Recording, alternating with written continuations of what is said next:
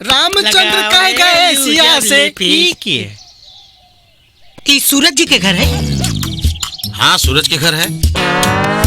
बाकी तू के बाड़ा? हमार नाम वीरेंद्र है। हाँ हाँ वो अलग बात बड़ा कि हमारा के लोग बीरू कहा ले और हम बनारस से रहल बानी और ई घर के साला है। ये घर के साला है? अरे सुखिया जी बाबूजी। क्या कहता रे? बाबूजी नवाज सिकंदर कहाँ से पैदा हो गए? हमारा के नहीं मालूम। जीजा जी आफत कहाँ से आगे लिख रही बहन का। जीजा जी प्रणाम। वीरेंद्र अच्छा प्रणाम। और वीरेंद्र सब ठीक बा ना? एकदम फंटी क्लास जीजा जी। अरे सूरज ई के हवे हो? बाबूजी इपारो के भाई हवे तनी। जीजा जी इपारो के है? बाद में बताई, पहले जाके उनकर गोड़ लाग। ऊ के है? तोहर मौसा हवन। जा जाके मौसा? प्रणाम कर जा। मौसा जी प्रणाम। माफ कर दे, हम रउआ पहचानी ना। बहू ई के है? ये हमार छोट भाई है। कोनो बात नहीं की, कोनो बात नहीं की। जा जा अपने बहन से मिलना अंदर जा, अंदर अंदर जा जा। हाँ अरे सूरज ये सही पागल हवे का?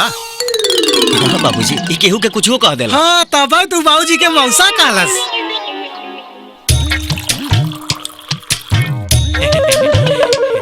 का बाबू?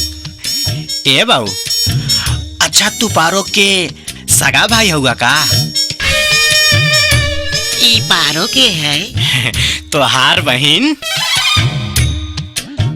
पारो हमार बहन नहीं खे। लागत सर पूरा पागल बा। अच्छा ये बताओ, तोर जीजा कब चिट्ठी उठी लिखलन या फोन ओन करेलन?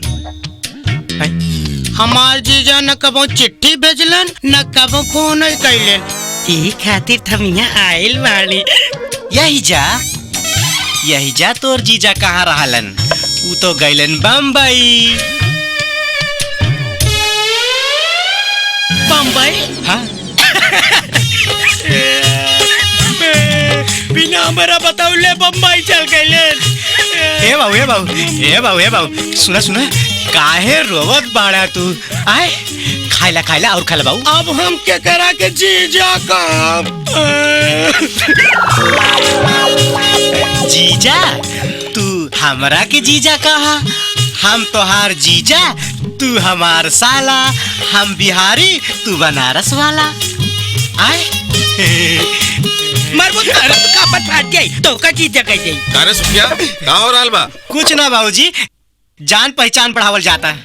नाना जी नाना जी ना, हम तोहार मौसा है मौसा। हाँ हुए मौसा जी। देखी नहीं कहा था हमारा के जीजा का।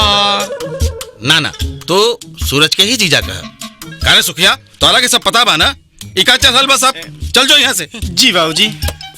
वीरेन तू आराम से खाना खा। हाँ ठीक बा मामा जी, ठीक बा मामा जी। अरे मामा ना मौसा। हाँ वही मौसा जी। हाँ। मौसा जी।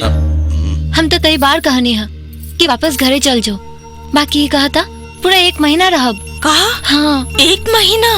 हे भगवान अब का हुई? माहिते चिंता मत कर, हम वीरेंद्र के वापस भेजे के पूरा तैयारी कर ले बनी। बस ते अब हमार तमाशा देख।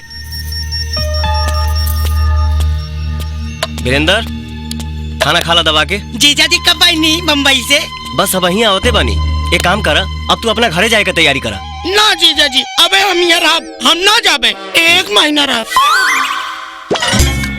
अरे तोहरा बाबूजी के तबीयत खराब बा। बाबूजी की तबीयत तो मेरा ना खराब हो सकेला। उ तो योगा करले। हमरे मोबाइल पे तोहर बाबूजी फोन कैले रहन, तबे ना बम्बई से भाग के आवतानी रे। ठीक बात तो हमारा के बाबूजी से मोबाइल पर बात करावा तब हम मानब। हाँ। लरुआ सारा मार ना बतिवाई तो ना विश्वास करबा। हैं चले। हेलो बैजनाथ जी, हली वीरेंद्र से बात करी। हमारा बाबूजी के नाम लेता रहा लावद। बाबूजी जीजा जी का कहता ने? रहुआ तबीयत खराब बा? हाँ बेटा, 2 दिन से तबीयत बड़ा खराब बा। सर्दी खाती धैले बा। तोहार माई तोहार ननिहाल गइल बा। तू जल्दी घरे आ, ना तो हम घाटे पहुंच जाए।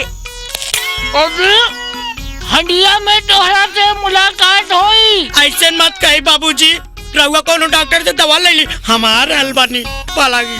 हट साले। अब विश्वास हो गईल? हाँ, बाकी जीजा जी हमारा बाबूजी के आवाज बदला लगा था। अरे सरवा, जेकर तबीयत खराब होला ओकर आवाज बदलिए जाला, ई प्रकृति के नियम है। तू एक काम कर, सवेरे 5 बजे वाली बस पकड़ के तू घरे चल जा। हम दीदी के लेके जा। दीदी खा पी के सूत जाए, 5 बजे चले बा। अरे पहले तू तो पहुंचा, तोहरे दीदी के हम लेके आई। ठीक बा।